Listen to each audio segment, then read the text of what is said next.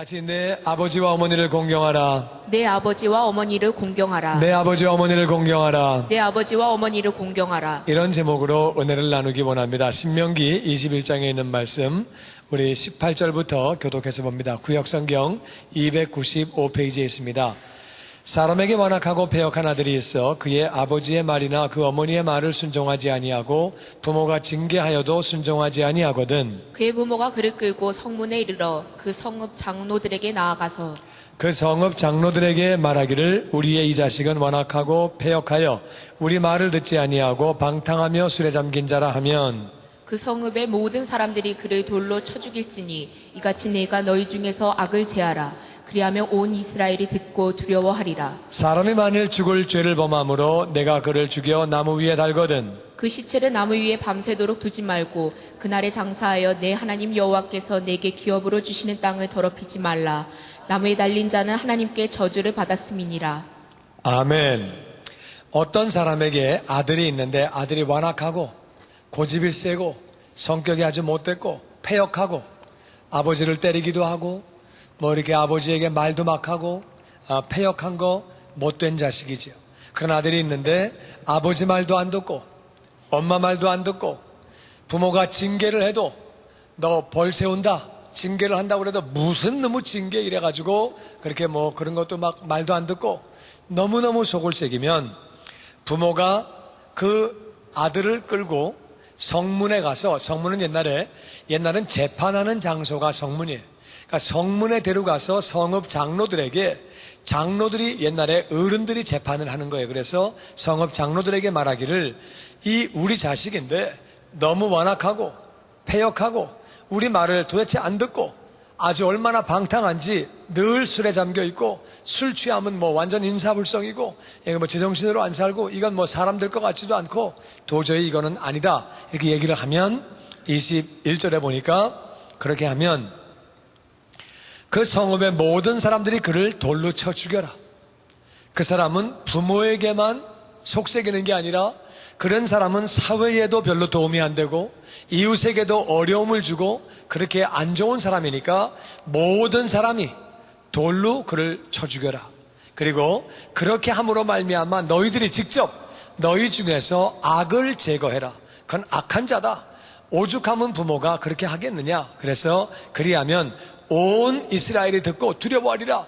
야, 엄마 아버지 말 안 들었다가 엄마 아버지가 내놔가지고 그래서 죽였대. 엄마 아버지 말 잘 들어야 되는데 온 백성이 두려워하게 그렇게 하라고 말하는 거예요. 그런데 이제 현실적으로 보면 부모 가운데는 어머니 가운데는 자식을 죽이라고 내놓는 자식은 그런 부모는 거의 없습니다. 그런 어머니가 세상에 있을까요? 세상에 사형수의 어머니도 자기 아들이 살인죄를 지어서 사형을 당한다 그래도 이 사형수의 어머니는 어떻게 하느냐? 우리 아들은 죄가 없다. 그런 애가 아니다. 막 우기는 거예요. 그러다가 만약에 증거가 나오면 그럴 때는 이제 어쩔 수 없이 증거가 나오면은 그렇게 얘기하는 거죠. 우리 아들이 원래 착한 애인데 이 사람을 잘못 만나서 친구들을 잘못 사귀어서 우리 애는 내가 어렸을 때부터 아는데 그런 애가 아니다. 그렇죠. 어렸을 때 뭐 1살 때 죄 짓는 애가 있습니까? 다 애는 착하지. 이제 우리 애는 원래 착한 애인데 나쁜 친구 만나서, 물론 나쁜 친구 만나서 망가진 것입니다. 그래서 이제 어머니는 할 수만 있으면 애가 사형당하지 않도록 자기가 할 수 있는 최선을 다해서 할 거예요. 어떤 엄마가 아무리 자식이 못된 자식이라 그래도 내놓는 그런 엄마는 없습니다. 자기 자식이 일 당하지 않게끔 보호하고 그저 그냥 자기 자식이라면 끌어안고 이렇게 하는 거지 자기 자식을 내놓는 그런 엄마는 없는 거예요.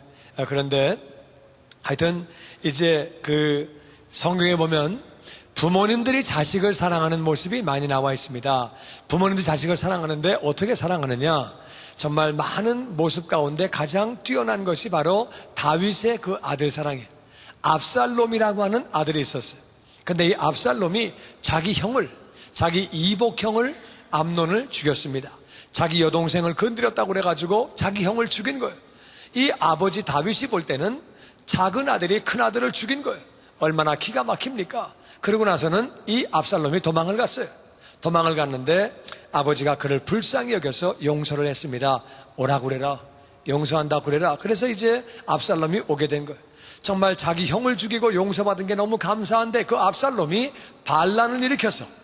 아버지를 죽이고 자기가 왕이 되겠다고 이렇게 반란을 일으켰습니다. 너무 기가 막힌 일이지요. 그래가지고 이제 아버지는 도망을 가게 됩니다. 너무 급하게 아들이 군대를 이끌고 자기를 쳐들어오니까 그렇게 아버지가 도망을 가게 되지요. 도망을 갔는데 그때 이제 이 압살롬의 부하들이 아주 질이 안 좋은 부하들이, 이 부하들이 압살롬에게 이렇게 말을 합니다. 당신과 당신 아버지는 부자지간이기 때문에 언제 또 하나가 될지 모른다. 만약에 하나가 되면 우리는 그때 뭐가 되겠느냐. 그러니까 당신과 아버지가 하나가 아니라고 하는 확실한 증거를 보여라. 그러니까 압살롬이 어떻게 하면 되는데, 무슨 증거를 보이면 되는데, 그러니까 당신 아버지의 부인들을 당신이 건드려라. 그러면은 당신이 당신 아버지와 원수가 되어서 절대로 하나가 될 수 없는 것을 보여주는 것이다. 그러니까 또 이 압살롬이 권력에 욕심이 생겨가지고 그래 그렇게 한다. 그래가지고 아버지의 부인들을, 후궁들을, 그러니까 다 엄마죠. 엄마들인데 막 그 건드리는 거예요. 정말 아주 못된 자식이죠. 이 아버지가 볼 때는 얼마나 마음이 아픕니까? 근데 이제 다윗에게도 또 용사들이 있잖아요. 그 이제 피난을 갔다가 다윗의 용사들이 반란군을 토벌하기 위해서 나아갑니다. 그렇게 나아갈 때 그때 다윗이 그 자기 장군들에게 하는 말이 있어요. 내 아들이 뭘 몰라서 그래. 원래 걔가 그런 애가 아니야. 걔가 원래 그런 애가 아니고 얘가 지금 뭘 몰라서 그래. 그러니까 죽이지는 마라. 죽이지 말고 내가 사람을 만들어 볼 테니까 절대로 죽이지 마라. 다 들었지? 절대 죽이지 마라. 그렇게 부탁을 해가지고 내보냅니다. 그런데 부하들이 뭐 그런 명령을 듣습니까? 그냥 이 자식을 그냥 죽여버리는 거죠. 그래가지고 압살롬을 죽여버렸습니다. 그리고 압살롬 죽었다는 얘기를 듣고 다윗이 통곡을 하는 거예요. 자기 목에 칼을 들이댄 아들이, 자기가 왕이 되겠다고, 자기 아버지를 죽이겠다고 그랬던 아들인데 이 아버지는 통곡을 하는 거예요. 그 아들 죽었다고. 그래서 그 아들을 죽인 장군들이 그날에 반란군들을 다 토벌하고 승리하고 돌아왔는데, 목숨 걸고 싸웠는데 자기들은 말도 못하고 오히려 부끄러워서 조용히 숨어 지내는 그런 모습이 성경에 나와 있습니다. 이 부모님들은 정말 자식들을 사랑하는 거예요. 그러니까 여러분, 이 부모님이, 엄마가 이 아들을 좀 죽여주십시오 이렇게 내놓는 자식은 이건 진짜 못된 놈이에요. 세상에 얼마나 못됐으면 엄마가 내놓으면서 이 애를 죽이라고 그러겠어요. 그러니까 부모가 이 자식을 내놓으면서 이 애가 진짜 못된 애니까 때려 죽이라고, 돌로 쳐 죽이라고 이렇게 내놓는 정도의 아들은 이건 진짜 못된 아들이지.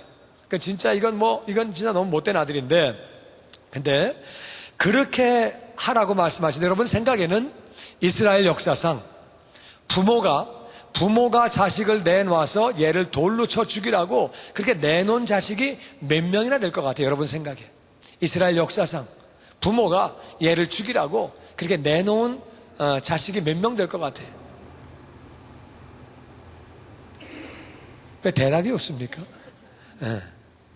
나도 잘 모릅니다, 얼마나 될지는. 근데 내 생각이 맞으면 어떤 엄마가 자식을 죽이라고 내놓았겠어요?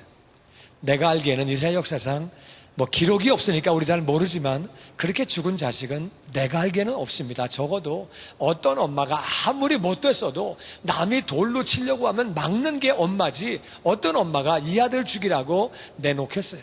그런 자식은 없습니다. 엄마는 그냥 무조건 맹목적으로 그냥 아들을 끌어안고 그렇게 끌어안거든요. 그러니까 근데 여기 이제 이런 말씀이 있어요. 진짜 부모가 내놓을 정도의 진짜 악한 아들, 부모가 이거는 인간도 아니고 인간 되게 틀려먹었고 이걸 차라리 죽여라 이렇게 내놓는 아들은 그건 인간도 아니죠. 엄마가 내놓는 아들은 그건 인간도 아니죠. 그래서 그런 아들이 있으면 쳐 죽여서 악을 제해라. 악을 제해라. 그러니까 이제 너희 중에서 악을 제해라. 그건 뭐 이해가 돼요. 그러니까 부모가 내놓을 정도면 이건 진짜 막 가는 자식이죠. 그렇게 됐는데, 그리하면 온 이스라엘이 듣고 두려워하리라 그랬는데, 만약에 사람이 만일 22절에 죽을 죄를 범함으로 내가 그를 죽여 나무 위에 달거든 그 시체를 나무 위에 밤새도록 두지 말고 그날에 장사하여 내 하나님 여호와께서 내게 기업으로 주신 땅을 더럽히지 말아라.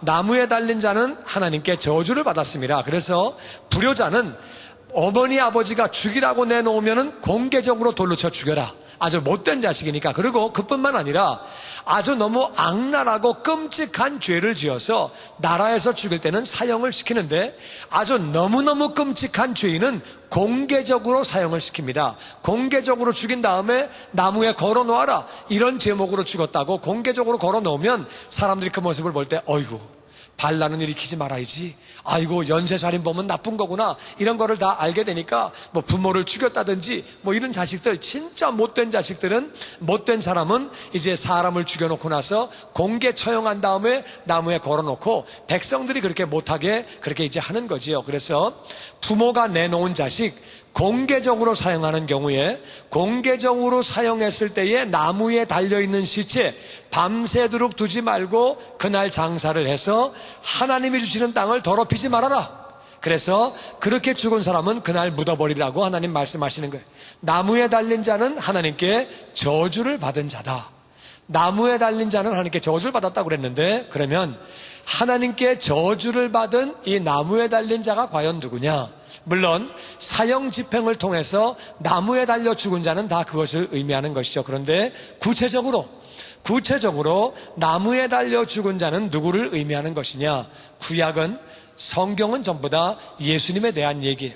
이것은 바로 예수님을 의미합니다. 그래서 부모가 내놔서 이 자식은 진짜 못쓸 자식입니다, 뭐 그런 사람이 거의 없겠지만, 그래서 죽인 분, 그거 진짜 못된 거지요. 그리고 공개 처형하는 것도 얼마나 악을 많이 행했으면 남들이 보고 이런 사람은 절대 안 된다고 그렇게 악을 행해서 그렇게 그 사람이 그렇게 공개 처형해서 사형을 당하게 이렇게 만들겠어요. 그렇게 만들어 주는데, 이제 그런 상황인데, 우리가 알아야 되는 것은 예수님은 그렇게 불효하신 것도 아니고, 예수님은 그렇게 효도하시면서 하나님 아버지에게도 얼마나 순종을 하셨는지, 하나님 아버지가 하늘에서 음성이 들려오기를 이는 내 아들이라 내가 저를 기뻐하노라, 그렇게 말씀하셨거든요. 그랬던 예수님, 죄도 없으신 예수님, 예수님이 하나님의 저주를 받아서 십자가에 달려 돌아가시게 된 거예요. 이것은 왜 그랬느냐? 어떤 부모가 자식을 죽는 자리에 내놓겠어요? 어떤 부모가? 그런 부모는 없습니다. 그런데 하나님 아버지가 왜 예수님을 십자가에 달려 죽으시게 했겠어요? 우리 같은 죄인들을 너무너무 사랑하셨어요. 하나님 아버지는 우리 죄인들을 사랑하셔서 그 사랑하는 아들을, 여러분 이 말씀의 연결점을 잘 찾아야 돼요. 이것은 부모 가운데는 자식을 죽게끔 내놓는 부모는 거의 없습니다. 그런 부모가 없는데, 예수님은 죄를 짓지 않으셨음에도 불구하고 아무리 죄를 지어도 자식을 내놓는 부모는 없는데, 이 예수님은 죄를 짓지 않은 분인데 하나님 아버지가 그 아들 예수님을 내놓으신 거예요. 그러니까 이 앞뒤를 연결해 볼 때에 이것이 얼마나 감사한 일입니까? 우리 같은 죄인들을 하나님이 얼마나 사랑하시는지, 죄를 지은 자식도 엄마가 못 내놓는 거예요. 죄를 지은 자식도 엄마는 끌어안고 절대로 누가 잡아가려고 하면 못 잡아가게 하는 게 엄마의 마음입니다. 그런데 예수님은 아무 죄가 없는 분인데 하나님 아버지가 우리를 대신해서 저주를 받아 십자가에서 돌아가시게 한 거예요. 제가 아프리카 선교할 때에 그런 일이 있었습니다. 제가 이제 선교를 나갔을 때 우리 애들이 국민학교 3학년 4학년이었어요. 아주 어린 나이였는데, 이제 선교를 나가서 3일 만에 애들을 기숙사 학교에 데려갔어요. 데려가가지고 기숙사 학교에다가 애들을 그냥 두고 이렇게 저희들은 와가지고 선교를 해야 되니까 기숙사 학교에다가 맡겨놨어요. 말이 기숙사 학교지, 그건 아주 산골짜기에 있었는데 아주 산이 험하고, 그리고 이 산골짜기에서 밤에는 원숭이도 나오고 배분도 나오고 뱀도 나오고 아주 위험한 곳이. 그래서 애들을 갖다가 8시에 저녁에 재워가지고 아침 7시까지 11시간을 재우고 못 나오게 해요. 밤에 위험하니까. 그러니까 이제 애들이 거기서 이제 누워있다가 뭐 잠이 옵니까? 11시간씩. 그러니까 누워있다가 이제 어떤 애가 하나 울면, 엄마 생각이 나서 울면 다 울고 이제 그렇게 하는 거죠. 그렇게 하고 애들이 그 3학년짜리 어린애가 지가 아침에 일어나서 지가 다 씻고 지가 가방을 다 정리해서 지가 학교를 가야 돼요. 지가 밥을 먹고 빨래 지가 내놓고 지가 다 해야 되는 거예요. 전부 다 어린애들이 그래서 다 해야 되는데, 그래서 애들이 이제 맨 처음엔 영문 모르고 떨어져 있다가 이제 한 학기 끝나고 방학 때 집에 왔어요. 집에 와보니까 집이 너무 좋은 거예요. 그리고 학교는 너무 어렵고, 그러니까 이제 개학때가 됐는데 애들이 개학때가 되는 학교를 안 가겠다는 거예요. 너무 힘들고 외롭고 어려워서 안 가겠다는 거예요. 그래서 이제 그런 애들을 잘 달랬어요. 그래도 가야 된다. 그래도 안 가면 엄마 아빠가 선교를 못 하는데 우리가 선교 때문에 여기 아프리카에 왔는데 가야 된다고 잘 달래가지고 애들 안 가겠다는 애들을 차에 태워가지고 이제 갔어요. 가가지고서 여자 기숙사가 먼저 있었기 때문에 우리 딸을 먼저 내려놓고 그리고 이제 그 짐을 이제 다 주고 이제 애를 갖다가 내려놓고 이제 아들 기숙사로 가려고 그러는데 애가 그냥 인사를 삐죽하고 그냥 차도 떠나지도 않았는데 그냥 들어가 버리는 거예요. 그 내가 차 타고 가면서 그랬어요. 우리 아들한테 야, 그 누나가 왜 그러냐? 좀 너무했다. 아빠가 가시면 이렇게 떠날 때 인사를 하고 좀 차 안 보일 때까지 손을 흔들고 그래야지 왜 이렇게 쑥 들어가 버리냐? 그러니까 우리 아들이 그래요. 아빠 그거 몰라? 그래서 뭘? 아빠 몰라? 뭘? 아빠 진짜 몰라? 뭘 모른다고 그래? 뭐 그러니까 아빠가 가는 모습을 보면 우리 마음이 아프지. 그러니까 그 마음이 안 아프려고 안 보려고 들어간 거지. 그거 몰라? 그러는 거예요. 내가 그 말 듣고 너무 충격을 받아가지고 내가 그 생각을 못했다. 정말 미안하다. 그리고 이제 애를 위해서 기도를 해주고 이제 아들을 떨어뜨려 놓고 혼자 그 산길을 올라오는데 그냥 기도가 나오더라고요. 그래서 기도했어요. 하나님, 선교사로 나를 보냈지 왜 우리 애들을 보냈습니까? 하나님 왜 우리 애들을 이렇게 마음고생을 시킵니까? 나를 고생을 시키셔야지요. 애들이 무슨 잘못이 있다고 그렇게 고생을 시키십니까? 그리고 애들 희생해 가면서 이렇게 하는 기도인데, 선교인데 열매를 많이 맺게 해주세요. 그러면서 막 애들이 불쌍합니다. 그리고 이제 기도를 하는데 눈물이 막 나더라고요. 그래서 이제 기도인지 깡짤 부리는지 그냥 막 얘기를 했어요. 하나님 앞에 막 얘기를 하는데 한참 기도하는 중에 중간에 이런 제 마음이 들려오더라고요. 아들아, 그러세요. 깜짝 놀래가지고, 네. 그러니까, 너 지금 네 애들 죽였냐? 그러시는 거예요. 아니요, 안 죽였지요. 그러니까, 어떻게 했냐? 그랬어요. 그래서, 그 기숙사에 두고 왔지요. 그랬더니, 왜 두고 왔냐? 그래서, 공부하라고 두고 왔지요. 그러니까, 그러시는 거예요. 예. 너 지금 네 애들을 죽인 것도 아니고, 공부하라고 기숙사에 두고 오면서, 왜 난리를 그렇게 치냐? 그 애가 네 애도 아니고 그 내 애인데 잠깐 너한테 맡긴 것뿐이다. 그리고 네가 지금 애들을 죽인 것도 아니고 공부하라고 기숙사에 두고 오면서 왜 난리를 그렇게 치냐? 나는 내가 너를 얼마나 사랑하는지, 내가 너를 사랑해서 네가 정말 너를 사랑하기 때문에 네 죄값 때문에 내 아들을 대신 죽게 했단다. 내가 내 아들이 죽을 때 얼마나 마음이 아프고 얼마나 어려웠는지 내가 고개를 돌렸을 때에 세상이 깜깜해진 거란다. 내가 내 아들을 내주기까지 너희들을 사랑한 그 사랑이 어떤 사랑인지 알겠냐? 말씀하시는 거예요. 제가 막 너무너무 감동을 받아가지고 진짜 아들을 내어준 그 사랑, 아들이 죄를 지은 것도 아니고 기뻐하시는 아들, 순종하는 아들을 내어주신 그 사랑이 막 얼마나 크고 감사한지 제 감동을 받아가지고 주님, 제 생명 다하는 그날까지 이 은혜를, 이 생명을 제가 증거하겠습니다. 그렇게 기도하면서 감격했던 그러한 기억이 있었습니다. 여러분, 우리 하나님은 정말 우리 같은 죄인들을 위하여 사랑하는 아들을, 예수님을 내놓으신 거예요. 그래서 십자가에서 저주를 받으시며 죽으시기까지 우리를 그렇게 사랑하신 거예요. 그 사랑이 너무너무 감사한데 또 한편으로 보면 예수님 입장을 보아야 합니다. 예수님은요, 아버지에게 순종하시는데 어디까지 순종하시느냐? 예수님은 예수님의 죄가 아니에요. 우리의 죄를 다 뒤집어 쓰시고 저주를 당하시고 죽으시기까지 순종하시는 거예요. 얼마나 순종하시느냐? 예수님은 아무 말씀 안 하시고 그냥 순종하시는 거예요. 예수님은 무엇을 보여주시는 거냐? 아버지의 뜻에 순종하는 것, 이것이 얼마나 중요한 건지를 보이시기 위해서, 아버지를 공경하며 순종하는 것이 얼마나 중요한지를 보이시기 위해서 예수님은 친히 그렇게 본을 보여주신 거예요. 아버지는 우리를 위하여 예수님을 내주시고, 예수님은 그렇게 우리를 위하여 죄를 짊어지시고 죽으시기까지 아버지에게 순종하는 모습을 보여주신 거예요. 부모님을 순종하는 것이 얼마나 중요한지 모릅니다. 에베소서 6장 1절은 이렇게 말합니다. 교독하지요.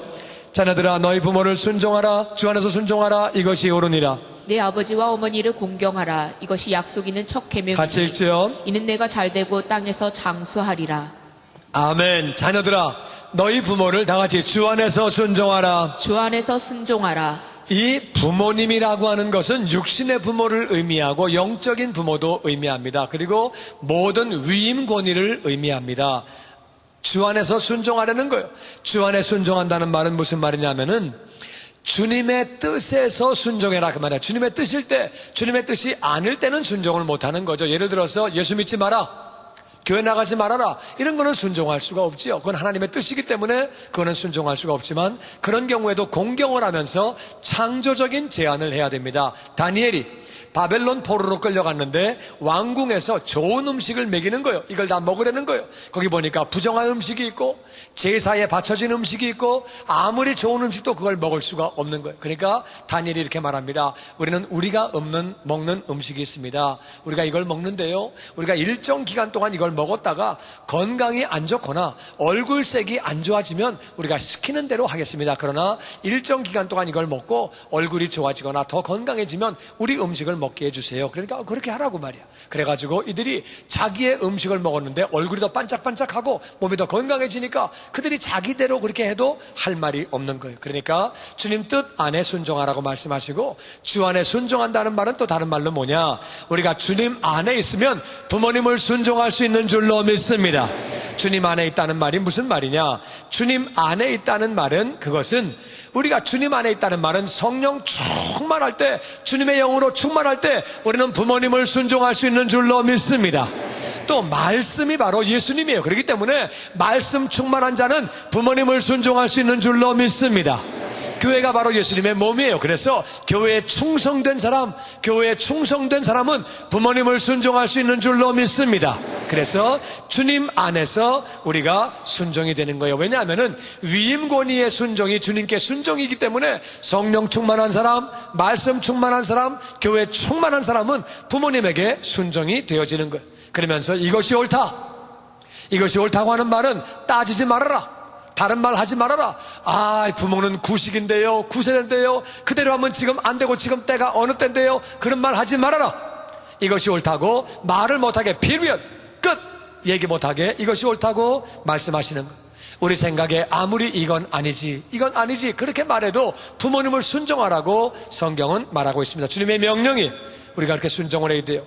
그리고 2절에 보니까 내 아버지와 어머니를 공경해라. 순종하려고 하면은 공경하는 게 참 중요합니다. 공경을 하면 순종은 그냥 따라오는 거예요. 그런데 공경을 하게 되면 이것이 약속이 있는 첫 계명이다. 부모님 공경이 바로 하나님 공경이 되는 것이고, 이렇게 공경을 할 때 약속이 있는 첫 계명이다. 10계명은 맨 처음에 다른 신을 섬기지 말아라, 우상을 만들어 섬기지 말아라, 나의 이름을 망령되이 일컫지 말아라, 안식일을 거룩히 지켜라. 이 네 가지는 다른 약속이 없어요. 그러나 5번째 계명, 5계명, 부모를 너희가 공경하고 순종해라, 그리하면 이 땅에서 장수하고 잘 되리라고 하는 약속이 있는 거예요. 그래서 이 5번째 계명이지만 5번째 계명이 바로 약속이 있는 첫 계명이라고 얘기하시는 거예요. 그래서 하나님의 약속이기 때문에 그대로 명령을 지키면 그렇게 우리가 복을 받고 이 땅에서 잘 되고 장수하는 복이 임하는 거예요.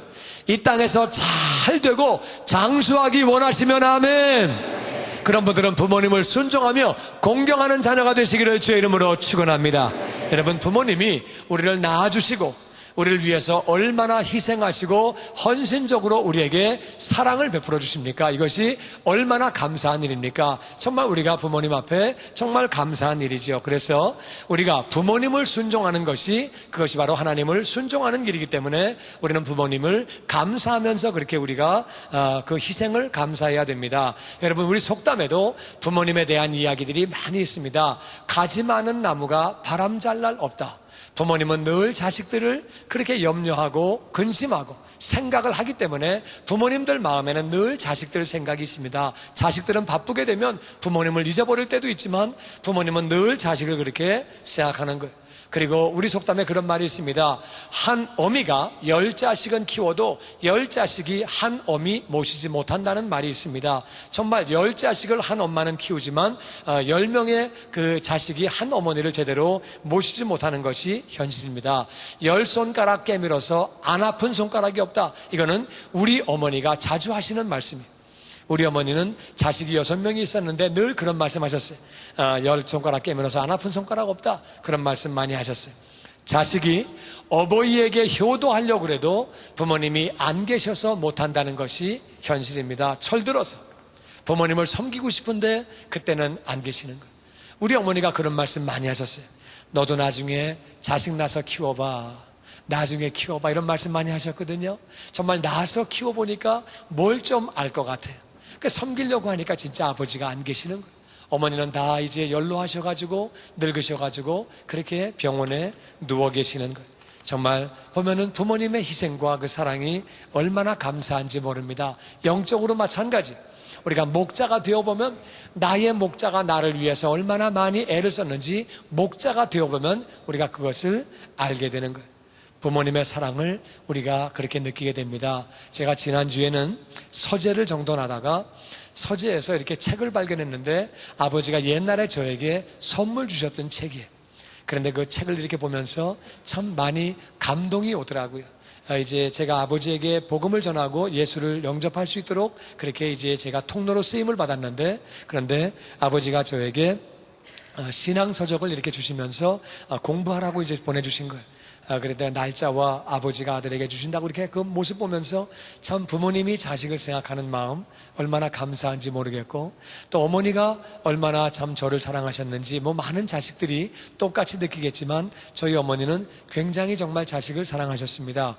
어머님의 사랑을 정말 잊을 수가 없고 얼마나 감사한지 모르겠고, 지금은 이제 누워 계셔서 연로하셨기 때문에 마음이 많이 안타깝고 힘들지만 어머님의 사랑을 생각하면 얼마나 감사하고 지금도 참 얼마나 그렇게 감격적인지 모릅니다.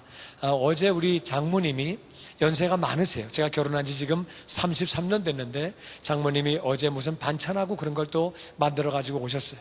그래가지고 이제 우리 이렇게 이제 도와주시는데, 참 이제는 뭐 이게 결혼한 지 이렇게 오래됐음에도 불구하고 애프터 서비스를 얼마나 해주시는지 정말 어머님의 마음이 어떤 건지를 볼 수 있는 그러한 정말 귀한 시간입니다. 정말 우리 낳아주시고 키워주시고 사랑하셔서 희생하시는 부모님에 대해서 우리는 당연한 의무로 공경하고 순종을 해야 되는데, 하나님은 부모님을 공경하며 순종하는 우리에게 내가 축복해 준다, 내가 복을 부어주고 너희가 이 땅에서 정말 잘되고 장수하는 복을 주신다고 하나님 그렇게 말씀하시는 거예요.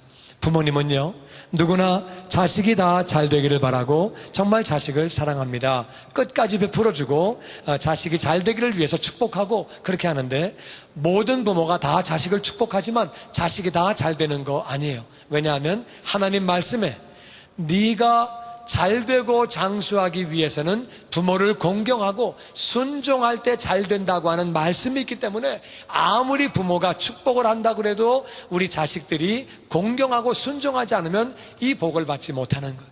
그러니까 우리가 부모님을 정말 공경하고 순종할 때 우리가 복된 삶을 그렇게 살게 되는 거죠. 우리가 상식적으로도 부모님을 공경하고 순종하는 사람, 그런 사람은 건강하고 잘되고 그리고 장수합니다. 왜냐하면 부모님을 공경하고 순종하는 사람, 그런 사람이 방탕하겠어요? 부모님을 공경하며 순종하는 사람이 술 중독하고 마약 중독하고 뭐 그냥 폭력적이 되고 도박을 하고 바람을 피우고 범죄에 가담하고 도둑질을 하고 강도질을 하고 나쁜 일들 하겠어요? 그렇지 않지요. 부모님을 공경하고 순종하는 사람은 그런 죄의 길로 가지 않습니다. 그래서 부모님을 공경하는 사람은 하나님의 보장이 있기 때문에, 약속이 있기 때문에, 보장이 있기 때문에 잘되고 장수되는 것이고, 그리고 우리가 상식적으로 봐도 그렇게 이루어지는 거예요. 그리고 더 중요한 건 뭐냐? 부모는요, 나는 실패했어도, 부모는 실패했어도 자식들은 성공시킬 수 있는 거예요. 왜냐하면 세상의 교육 가운데 제일 좋은 교육은 경험으로 받는 교육이에요. 부모는 경험으로 이미 교육을 받았습니다. 그러니까 자식을 너무 사랑하니까 자기 경험으로 이렇게 하면 안 돼, 이렇게 하면 안 돼, 그걸 알기 때문에 부모는 자식을 가르칠 수 있는 거예요. 나는 못했지만은 나는 내가 너를 너무나 사랑하는데 이렇게 해보라고 가르칠 수 있는 거예요. 그래서 부모는 성공적인 삶을 못 살았어도 자식을 가르칠 수 있는데, 문제는 자식들이 부모의 말을 안 듣는 거예요. 고집을 부리고 자기가 말을 안 듣기 때문에 안 되는 거지, 부모는 내가 못했어도 자식은 그렇게 살 수 있게 해줄 수 있는 거예요. 예수님 하나님 아버지에게 그렇게 순종하셨어요. 하나님 아버지를 죽기까지 순종하시고 우리의 죄를 다 뒤집어 쓰시고 저주 받으시기까지 순종하신 결과에 하나님께서 예수님을 죽은 자 가운데서 사흘 만에 살리시고 그리고 그 모든 이름 위에 뛰어난 이름을 주시고 그뿐만 아니라 하늘나라 올라가셨을 때 하나님 보좌 우편에 앉게 하셨어요. 하나님 보좌 우편에 계신다는 말은 존귀한 자리에 계신다, 그 말이에요. 하나님이 그렇게 예수님을 높여주셨어요. 뿐만 아니라 남자 가운데서, 성경에 나오는 인물 가운데서 가장 효도한 사람이 누구냐 찾아보려면 그 사람은 이삭입니다. 이삭이라고 하는 사람, 진짜 부모님을 순종한 사람이, 그 아버지 이 아버지 아브라함이 죽인다고 했을 때 순종했던 사람이 바로 이삭이에요. 이삭이라고 하는 사람 얼마나 복을 받았는지, 이스라엘은 사막이기 때문에 땅을 파도 물이 안 나옵니다. 야곱이 우물을 팔 때에 야곱의 우물이 얼마나 깊은지 100m 이상을 파는 거예요. 그러니까 옛날에 망치 하나 들고 바위를 100m 파는 것은 장난이 아니에요. 얼마나 고생을 하고 얼마나 어려운 일인지 모르는데, 그런 가운데서 이 이삭이라고 하는 사람 우물을 팔 때마다 물이 나오는 거예요. 우물을 팔 때마다 물이 나오는 거예요. 얼마나 복을 받았는지, 이 사람이 농사를 지었을 때 그 해에 100배의 부자가 되는 거예요. 한 해 동안에 100배의 부자가 될 수 없습니다. 농사를 져보면 한 해 동안에 어떻게 100배의 부자가 됩니까? 이삭은 한 해 동안에 100배의 부자가 돼버린 거예요. 그러니까 하나님이 그렇게 복을 부어주시는 거예요. 축복의 통로로 놀랍게 이삭은 그렇게 쓰임받게 되었습니다. 그는 하나님이 예비하신 모든 것들을 누리는 평안한 삶을 살게 되었습니다. 여자 가운데 제일 효녀가 누구냐? 그 여자는 룻입니다. 룻이라고 하는 사람은 자기 남편이 죽었기 때문에 시어머니하고는 사실 어떻게 보면, 물론 시어머니지만 남편이 죽었으니까 이제는 어떻게 보면 남남이에요. 그런 중에도 그 시어머니를 모시려고 끝까지 따라갑니다. 네 남편 죽었는데 뭘 따라오냐? 네 민족으로 돌아가라. 이방 여자예요. 그런데도 끝까지 따라와서 어머니를 섬깁니다. 그 시어머니를 섬길 때에 동네에 칭찬이 자자한 거예요. 남편이 죽었는데 이방 여자래, 저렇게 열심히 섬긴데 그 뭐 칭찬이 자자하고, 그 결과에 거기에 가장 유력한 사람이었던 보아스의 아내가 되었습니다. 그래서 아들을 낳았는데 그 아들이 누구냐? 바로 다윗의 할아버지가 됩니다. 할아버지가 되는데 보아스를 낳게 되고, 보아스가 이새를 낳고, 이새가 다윗을 낳아서 다윗의 증조 할머니가 되는 것. 참으로 이방 여인이지만 그렇게 그가 어머님을 충성되게 섬겼을 때에, 그렇게 공경하며 순종할 때에, 그는 이방인이지만 예수님 족보에 당당히 들어가는 바로 다윗의 그 위대한 왕 다윗을 낳은 증조 할머니가 되는 것입니다. 뿐만 아니라 이 다윗이라고 하는 사람, 이 사람은 물론 부모님에게도 순종했지만 자기의 그 왕 사울이 잘못된 왕이에요. 잘못된 왕이지만 얼마나 공경하고 순종을 했는지 다윗은 이스라엘의 가장 위대한 왕이 되었고, 하나님이 역사상 가장 큰 왕으로 만들어 주셨기 때문에 이 예수님이 오실 때에 다윗의 왕권을 가지고 오신다고, 다윗의 후손이라고 불림을 받는 다윗은 그런 영광을 차지하게 된 거예요. 다윗이라고 하는 사람, 바로 예수님의 족보에 7번이나 그 이름이 나오는, 아브라함이 4번 나오는데 다윗은 7번이 나옵니다. 그렇게 얼마나 위대한 왕이 되었는지, 다윗은 사울에게 공경하며 순종하고, 잘못된 왕이었지만 위임권이니까 순종하고 충성할 때에 하나님이 그를 기쁘게 여기셔서 엄청나게 그렇게 하나님이 다윗에게 은혜를 부어주시는 거예요. 여러분, 우리가 부모님을 공경하고 순종하는 자가 될 때, 위임 권위를 공경하고 순종하는 자가 될 때 하나님이 엄청난 축복과 은혜로 함께 하시는 줄로 믿습니다. 나는 저와 여러분이 하나님의 명령인 것을 꼭 기억하시고, 하나님 명령이기 때문에 우리가 순종하고, 순종함으로 말미암아 정말 이 땅에서 잘되고 장수하는 복을 받게 되기를 주의 이름으로 축원합니다. 그것은 나에게 좋은 거예요. 부모님을 순종하고 공경하는 것은 정말 나에게 좋은 것입니다. 내가 좋은 거예요. 그러니까 내가 좋고요, 부모님을 순종하고 공경할 때는 내가 복을 받는 게 막 느껴져요. 복을 받는 게 느껴지고 내 마음이 너무 좋은 거예요. 그뿐만 아니라 우리가 부모님을 공경하고 순종하면은 부모님이 기뻐하십니다. 여러분, 부모님이, 하나님 아버지도 예수님이 순종하며 복종하실 때에 그때 얼마나 기쁘신지 하늘에서 음성이 들려왔어요. 이는 내 아들이라, 내가 저를 기뻐하노라. 얼마나 기쁘신지 하늘에서 음성이 그렇게 들려오게 되는 거예요. 기억하시고 오늘 부모님을 꼭 전화하시고, 그리고 꼭 방문하시고 정말 사랑을 표시하시고 공경하시고 순종하시기를 바라고, 만약에 부모님이 안 계시면 어떻게 합니까? 위임 권위자가 다 영적 부모입니다. 기억하시고, 부모님의 형제들, 또 형님, 누님 다 부모 맞잡이에요. 부모님이 안 계시면, 그리고 또 회사의 상사들, 목자들, 그분들이 다 여러분의 위임 권위예요. 남편도 위임 권위예요. 그렇게 하시고 그분들을 공경하고 순종하면 되는 거예요.